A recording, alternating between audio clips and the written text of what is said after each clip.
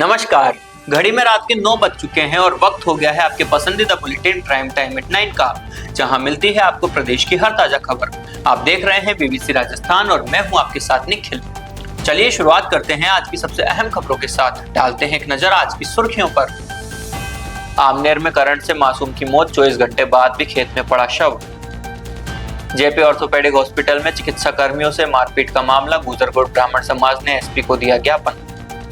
PVM अस्पताल में caesarean के बाद 6 प्रसूताओं की किडनी फेल, बीकानेर में आईसीयू में जिंदगी की जंग। राजस्थान में सीएचए का अनोखा प्रदर्शन, रक्त से लिखकर सीएम को भेजे ज्ञापन।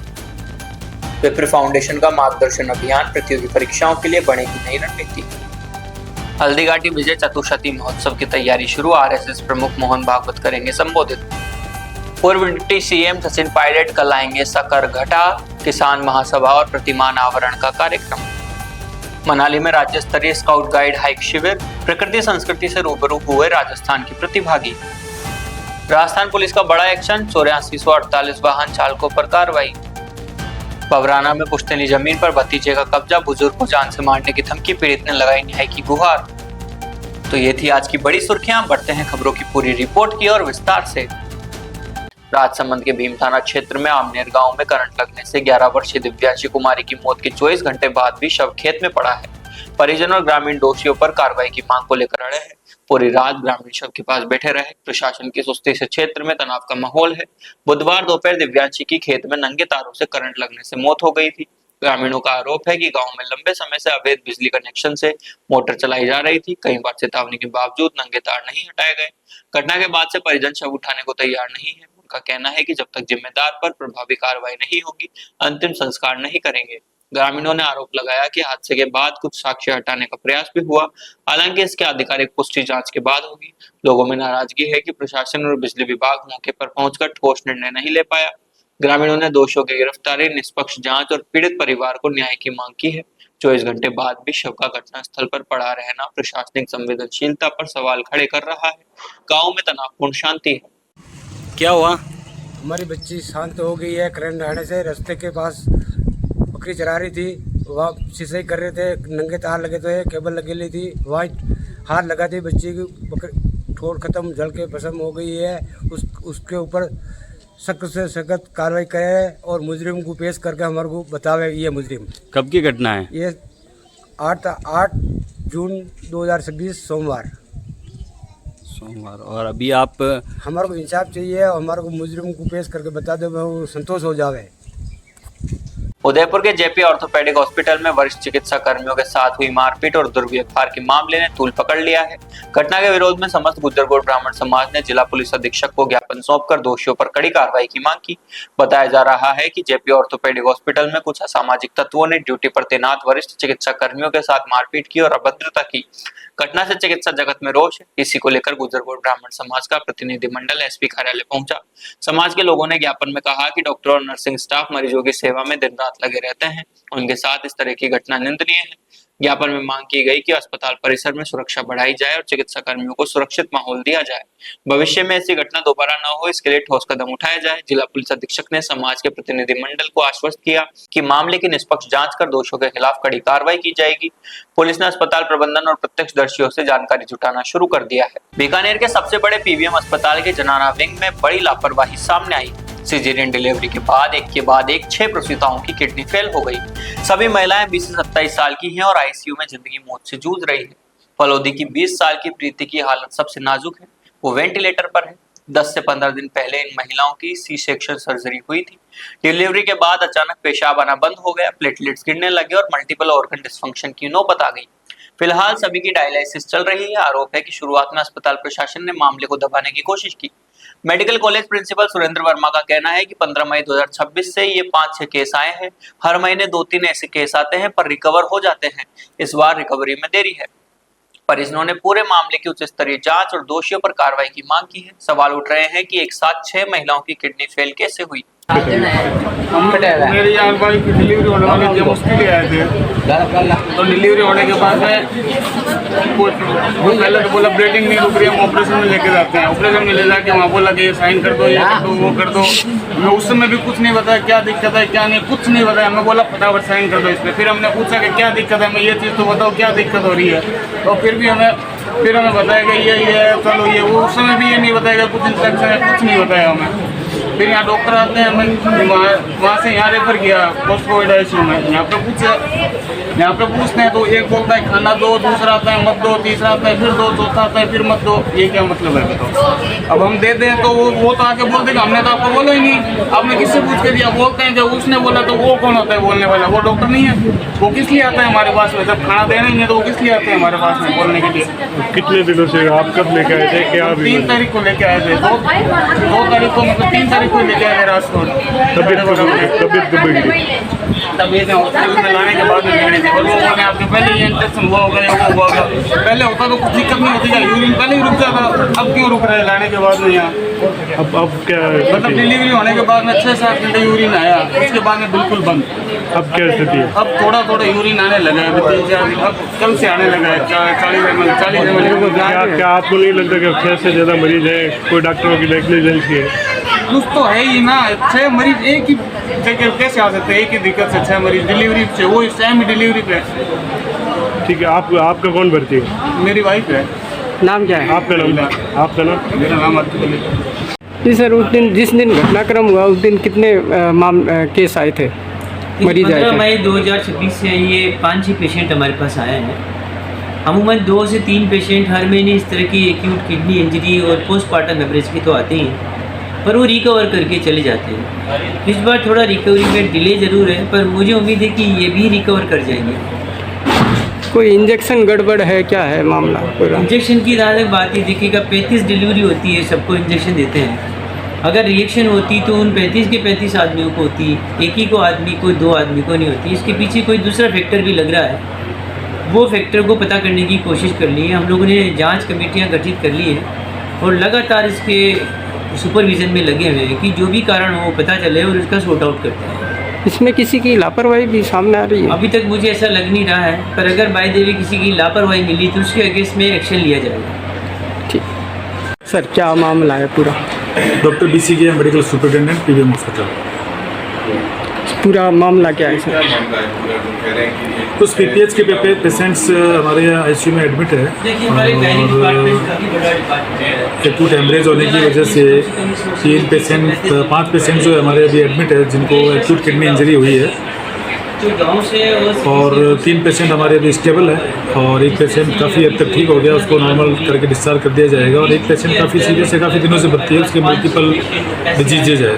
इसके अंदर कोई इंजेक्शन वगैरह में कोई गड़बड़ी है क्या? वो अब जांच कमेटी बिठाने के बाद मालूम चलेगा कि कहाँ कमी है और एकदम से जो मरीज बढ़े हैं PPH के, उसकी बढ़ने की वजह क्या है। वो भी हमें रिपोर्ट। राजस्थान के कोरोना कालीन स्वास्थ्य योद्धा यानी CHA अपनी मांगों को लेकर अनोखे तरीके से प्रदर्शन कर रहे हैं। प्रदेश के सभी जिलों, ब्लॉकों और गांवों और ढानियों से CHA कार्यकर्ता अपने रक्त से मुख्यमंत्री के नाम ज्ञापन लिखकर ईमेल के जरिए भेज रहे हैं। CHA का कहना है कि साल 2022 में राज्य सरकार ने विधानसभा में मेडिकल हेल्थ वॉलंटियर फोर्स के गठन की बजट की घोषणा की थी।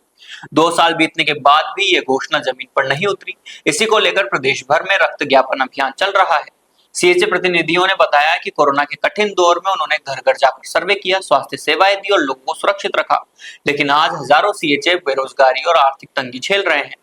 CHA की मांग है कि विधानसभा में की गई बजट घोषणा को तुरंत लागू किया जाए और कोरोना कालीन स्वास्थ्य सहायकों को सम्मानजनक रोजगार दिया जाए। रक्त से लिखे ज्ञापन भेजने का यह तरीका प्रदेश भर में चर्चा का विषय बन गया है। CHA संगठन ने साफ कहा है कि जब तक उनकी जायज मांगों का समाधान नहीं होता, तब तक लोकतांत्रिक तरीके से आंदोलन चलता रहेगा। अब सबकी नजर सरकार के अगले कदम पर है। उदयपुर में विप्र फाउंडेशन के शिक्षा, रोजगार एवं प्रतियोगी परीक्षा प्रकोष्ठ ने प्रतियोगी परीक्षाओं की तैयारी कर रहे युवाओं के लिए व्यापक कार्य योजना तैयार की है। रविवार को माली कॉलोनी स्थित महर्षि गौतम अकादमी में हुई बैठक में विद्यार्थियों को प्रशासनिक सेवाओं तक पहुंचाने का रोड मैप बनाया गया। बैठक में मुख्य अतिथि सेवानिवृत्त मुख्य श्रम आयुक्त SC जोशी ने कहा कि जीवन के 4 चरण स्कूली शिक्षा, स्नातक, स्नातकोत्तर और प्रतियोगी परीक्षा, हर स्तर पर अलग रणनीति जरूरी है। अति विशिष्ट अतिथि सेवानिवृत्त मुख्य अभियंता मधुसूदन पालीवाल ने कहा कि तकनीकी शिक्षा और कौशल विकास ही सफलता की कुंजी है। शिक्षा प्रकोष्ठ के प्रदेश मीडिया प्रभारी गोपाल मेहता मिनारिया ने बताया कि बैठक में शिक्षाविद सत्य प्रकाश त्रिवेदी, उद्यमी रोहित पांडे और रोजगार प्रभारी प्रणव जानी ने भी विचार रखे। बैठक में समाजजन, महिला प्रतिनिधि और युवाओं ने प्रकोष्ठ के प्रयासों की सराहना की और आर्थिक सहयोग व मार्गदर्शन का संकल्प लिया। कार्यक्रम का संचालन प्रदेश सचिव गणेश नागदा ने किया और राजेश पालीवाल ने आभार जताया। उदयपुर में हल्दी घाटी सार्ध विजय चतुर्शती महोत्सव भव्य रूप से मनाया जाएगा। वीर शिरोमणि महाराणा प्रताप की जयंती के उपलक्ष्य में 17 जून को गांधी ग्राउंड में राष्ट्र चेतना संकल्प सभा होगी। इसे राष्ट्रीय स्वयंसेवक संघ के सरसंघचालक डॉक्टर मोहन भागवत संबोधित करेंगे। प्रताप गौरव केंद्र राष्ट्रीय तीर्थ के तत्वाधान में होने वाले इस आयोजन की तैयारियां शुरू हो गई है। प्रातः वेला में वैदिक मंत्रोच्चार के साथ भूमि पूजन कर गांधी ग्राउंड में विशाल पांडाल का निर्माण शुरू हुआ। पंडित योगेश श्रीमाली और पुजारी लक्ष्मण के पौरोहित्य में उदयपुर सांसद डॉक्टर मन्नालाल रावत और उनकी पत्नी डॉक्टर रजनी पी रावत ने मुख्य यजमान बनकर भूमि पूजन किया। इस दौरान भाजपा प्रदेश उपाध्यक्ष डॉक्टर अलका मुंद्रा, बड़गांव प्रधान प्रतिभा नागदा, RSS के विभाग संचालक हेमेंद्र श्रीमाली, समिति अध्यक्ष प्रोफेसर भगवती प्रकाश शर्मा, महामंत्री दीपक कुमार शुक्ल समेत कई गणमान्य मौजूद रहे। वीर शिरोमणि महाराणा प्रताप समिति के अंतर्गत संचालित प्रताप गौरव केंद्र इस आयोजन को ऐतिहासिक बनाने में जुटा है। हल्दीघाटी विजय के 350 साल पूरे होने पर यह सार्ध चतुर्शती महोत्सव मनाया जा रहा है। भूमि पूजन के साथ ही पंडाल निर्माण का काम तेज हो गया है। 17 जून को होने वाली इस सभा में हजारों की संख्या में लोगों के पहुंचने की उम्मीद है। राजस्थान के पूर्व उप मुख्यमंत्री सचिन पायलट कल करौली जिले के सकरघटा स्थित मंदिर परिसर में पहुंचेंगे। वे विशाल किसान महासभा को संबोधित करेंगे और स्वर्गीय राजेश पायलट की प्रतिमा का अनावरण करेंगे। कार्यक्रम की सभी तैयारियां पूरी हो चुकी हैं। गोविंद ग्रुप के चेयरमैन शिव प्रताप हरसाना ने बताया कि पूर्व उप मुख्यमंत्री के आगमन को लेकर सभी व्यवस्थाएं पूर्ण कर ली गई हैं। कल सुबह 11 बजे सचिन पायलट किसान महासभा को संबोधित करेंगे। इसके बाद सकरघटा पीठ पर स्वर्गीय राजेश पायलट की प्रतिमा का अनावरण होगा। कार्यक्रम को लेकर बयाना से नौबत खौरी के नेतृत्व में एक विशाल टीम भी लगातार मौके का जायजा ले रही है। बड़ी संख्या में किसानों और समर्थकों के पहुंचने की उम्मीद है। प्रशासन भी क्षेत्र में पूरी तरह अलर्ट है। सुरक्षा के पुख्ता इंतजाम किए गए हैं। मंदिर परिसर में मंच और पंडाल का निर्माण कार्य पूरा हो चुका है। सचिन पायलट के इस दौरे को राजनीतिक रूप से अहम माना जा रहा है। किसान महासभा में वे कृषि मुद्दों पर अपनी बात रख सकते हैं। स्वर्गीय राजेश पायलट की प्रतिमा अनावरण के बाद वे स्थानीय लोगों से भी मुलाकात करेंगे। राजस्थान राज्य भारत स्काउट गाइड के तत्वाधान में मनाली की शिलांग वैली में राज्य स्तरीय शैक्षिक भ्रमण हाइक शिविर का आयोजन किया गया। 1 से 5 जून तक रोवर रेंजर और 6 से 10 जून तक स्काउटर गाइडर के लिए यह शिविर चल रहा है।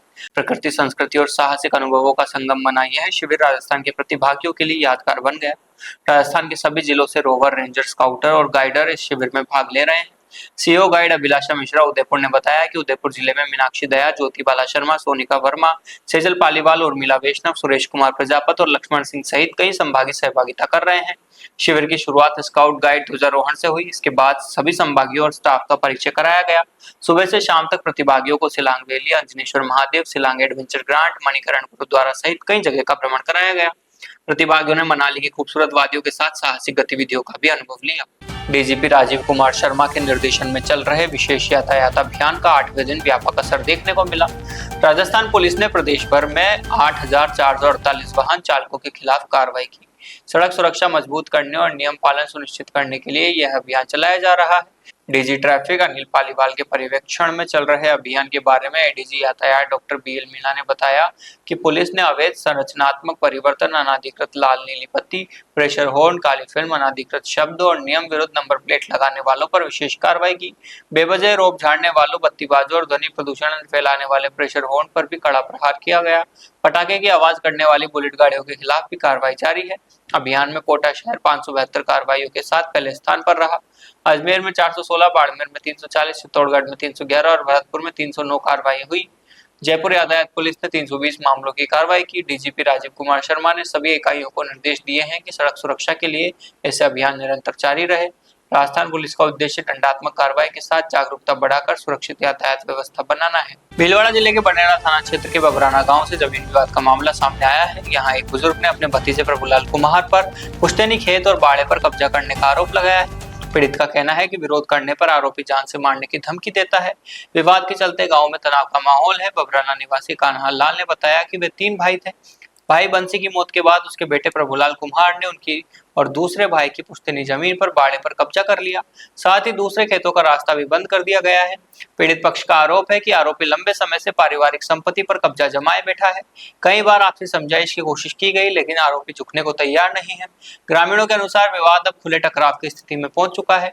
पूरे परिवार में भय का माहौल है। पारिवारिक संपत्ति का यह विवाद अब जान पर बन गया है। पीड़ित बुजुर्ग प्रशासन से सुरक्षा और न्याय की गुहार लगा रहा है। स्थानीय लोगों का कहना है कि समय पर रहते कार्रवाई नहीं हुई तो बड़ी अनहोनी हो सकती है। पीड़ित परिवार ने मांग की है कि पुश्तैनी जमीन से अवैध कब्जा हटाया जाए। आरोपी के खिलाफ सख्त कानूनी कार्रवाई कर परिवार को सुरक्षा प्रदान की जाए। जी बताओ, क्या समस्या आ रही है आपके? समस्या ये आ रही है एक तो खेत मांगे मकान खेत कब्जा जीवन मकान बंद कराई दो, सट्टे लगाई दो। एक 8 वर्ष जमीन वरी आ रही थी, वहाँ अपनी सट्टे लगा मिल लो उनकी जमीन वहाँ का नाम आ रहा। हाँ ये ऐसा ना और गाड़िया किलो तो काटे धमकियां बतावे। प्रभुलाल मकान बंद के बारे में ना भैया। प्रभुलाल क्या धमकी देता? क्या देता? मार दूंगा कुत्ते और की रेशन के लग जाते माँ की हाथा मत बुढ़ा आदमी। हाँ आपने पुलिस में रिपोर्ट नहीं दी? पुलिस में दी थी, मैं कहते मतलब बुढ़ा आदमी जब वालों जाई पर ना जाई ना सका की करा। पुलिस लोग मानी ना, पुलिस को कितना पुलिस डाल दिया। हाँ और आजकल धमकी दे रही हो? धमकी दे रही हो। थानेदार नहीं हटाने के थैंक यू। हाँ हाँ थानेदार नहीं हटाई थैंक यू। क्या है वो क्या है? 8 वर्षों का कब्जा कर मिले कौन बाबू नाम मतलब मारो खन्ना लाल खन्ना दे। तो ये थी राज्य की बड़ी खबरें। राज्य की हर छोटी बड़ी हलचल को जानने के लिए जुड़िए हमारे साथ हर रात 9 बजे BBC Rajasthan prime time at 9 पर। अगर आप भी अपने क्षेत्र, संस्था, समाज या संगठन की खबरें हमारे साथ साझा करना चाहते हैं तो हमें संपर्क करें 9414102499 पर और राजस्थान की हर ताजा जानकारी के लिए फॉलो करें और सब्सक्राइब करें हमारे इंस्टाग्राम व यूट्यूब चैनल BBC राजस्थान को।